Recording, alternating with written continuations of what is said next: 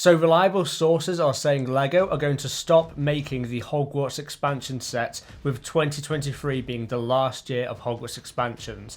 And I kind of think that's a good thing, because let's be honest with ourselves, the Hogwarts expansion system has gotten a bit out of hand. Let me explain why. So the first Hogwarts expansion system in 2018 featured the Great Hall with the Whomping Willow, and then in 2019 we saw the Clock Tower add-on, and then we saw the final Hogwarts expansion of that expansion system with the Astronomy Tower in 2020. And even though these sets look fantastic individually, they were quite poorly designed when it came to expandability, because you put them all together and there's only 4 sets, but 4 sets together, it was getting very large. I mean, once you put them all together, you had a massive wall of Hogwarts expansions, and it was getting as long as a shelf. You could no longer justify adding more onto the end of it because it was getting so long. And it's not like you could build up either. You couldn't stack these Hogwarts expansion systems on top of each other because they just weren't designed that way.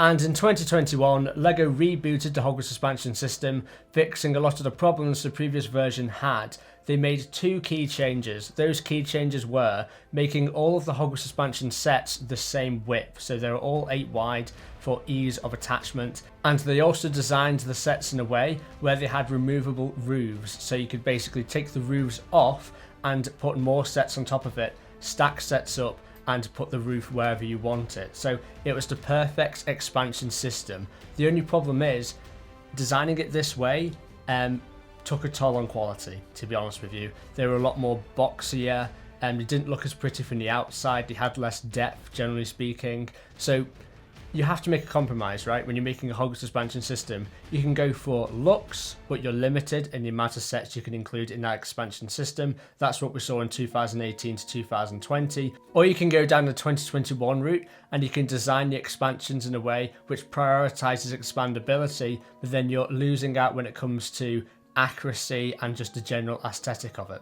And I'm not sure which expansion system was better. I personally like both for their respective strengths, but I think the consensus is the previous 2018 to 2020 version was better, but we did only have 4 sets in that expansion system, where this new one, it was getting ridiculous the amount of sets we actually had in it. It was getting huge. And that's the problem. In this new Hogwarts expansion system, we've basically gotten every element of Hogwarts that's sort of relevant integrated into this expansion system. We've got obviously Dumbledore's office, we've got the Room of Requirement now, we've got the Chamber of Secrets, we've got the Great Hall, we've got Dumbledore's Tower, we've got the Astronomy Tower, we've got the Clock Tower, we've got the Hospital Wing. Like, the only thing we're missing really is one of the courtyards, and we're actually getting that courtyard set as a Hogwarts expansion later on this summer. If you want to know more information on that, click the annotation on screen now. So it makes sense to stop the expansions now, and while it's sad, LEGO are at a crossroads, undeniably. They can either relaunch the Hogwarts expansion systems for a 3rd time and give us a new Great Hall for the 3rd time in 5 years, give us a new Astronomy Tower, you know, everything like that, which I don't think is the right option, or they're going to do another expansion system, but not relating to Hogwarts. And what exactly do I mean by that? So if you saw this video earlier in the week, you would know that a Weasley's Wizard Wheezes set is coming out later this year. And sources in the community are saying that this set is the start of a new expansion system, making Diagon Alley shops. Like, just think of the amount of shops we could get in this expansion system. We could get Weasley's Wizard Wheezes, we could get Ollivander's, Ilop's Owl Emporium, Flourish and Blops, Florian and Fortescue's Ice Cream Parlour, Gringotts, Quality Credit Supplies, the Leaky Cauldron, and you could go into Nocturne Alley and get Borgin and Burke's, and there's so much potential with this expansion system, and it's a lot more interesting in my opinion than Hogwarts. I think everyone has sort of got Hogwarts sets at this point, so yeah, go into Diagon Alley, go into Nocturne Alley, make the new expansion system Diagon Alley.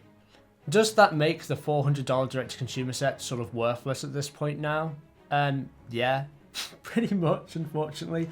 Hopefully, though, the minifigures in that set, which are unique, remain unique to give it some sort of, value. But I imagine that Diagon Alley set will be retiring this year to make way for this new expansion system. So let me know what you guys think down in the comment section below. Are you guys excited for this? Because I am. The fact that in 3 or 4 years time we could have, say, 12 Diagon Alley shop sets all together in a massive line with Gringotts at the end and have that on display is such an exciting prospect for me. And that's coming from someone who already owns the $400 direct-to-consumer Diagon Alley set.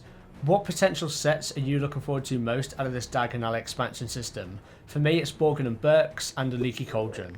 I'll see you guys tomorrow for another video, and don't forget to like and subscribe as well. Thank you very much. See ya.